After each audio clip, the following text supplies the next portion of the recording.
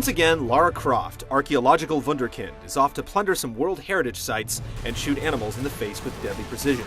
Leaping off the successful reboot from the last two Tomb Raider games, Underworld attempts yet another successful expedition.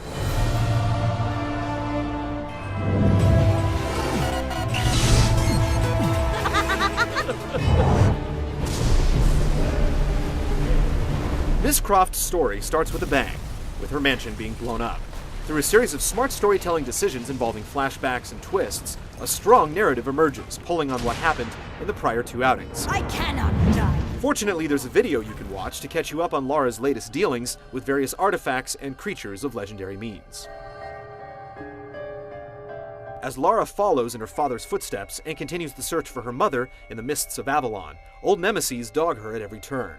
It's engaging, and the mythical call-outs and slightly sentimental family angle help make it more about just filling up a museum with priceless relics.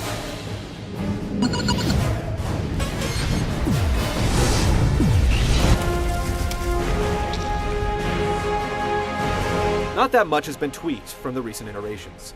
Platforming is still the crux of the game, with triangle jumps, grappling hook wall running, and delicate balancing all par for the course.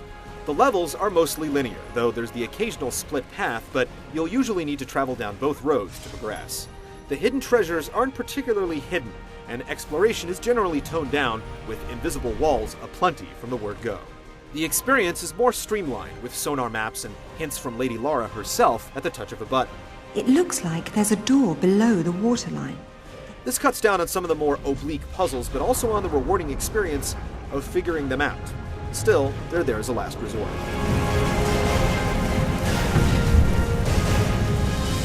The leaps of daring and ancient Mayan brain teasers are interrupted on occasion with a bit of gunplay. They've added adrenaline meters to slow down time and removed QuickTime events, but combat is still a lot of circle strafing. The automated targeting makes offense a breeze, and defense is a matter of keeping Lara's butt out of the maw of whatever vicious animal is approaching. The enemy AI is basically non-existent, and while there's no real cover system, you can use this strafe and lock-on to pop out and trade lead.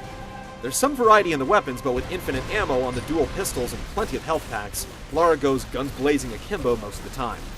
Tomb Raider Underworld is exactly what you expect it to be, a typical action adventure that's equal parts platforming, puzzle solving, and gunplay, but fails to innovate in any way.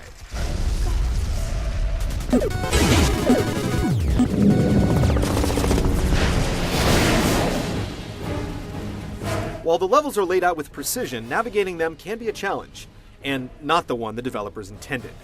To be fair, the majority of the time things are fine, but the camera can go rogue, making it difficult to make jumps, or even notice jumps.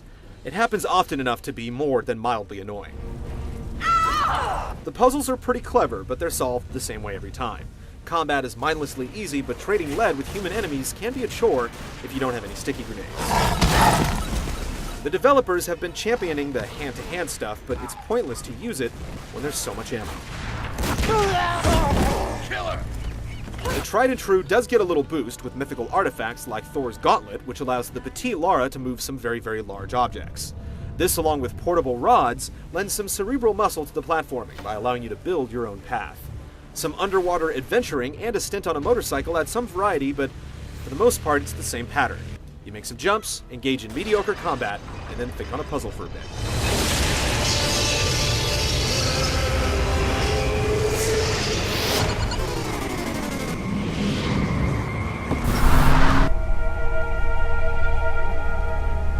Lara's just another pretty face, and we wouldn't have it any other way. Overall, the visuals are strong, but the levels tend to bleed into each other, making it easy to get turned in the wrong direction. Lara's animations and those of her animals are particularly strong. You can even choose her outfit and then get it nice and dirty. Clipping is a constant issue, and for a game that's supposed to be built on exploration, straying from the beaten path can present problems. Voice acting and cutscenes are well done, and the music is tasteful, making for a solid presentation all around.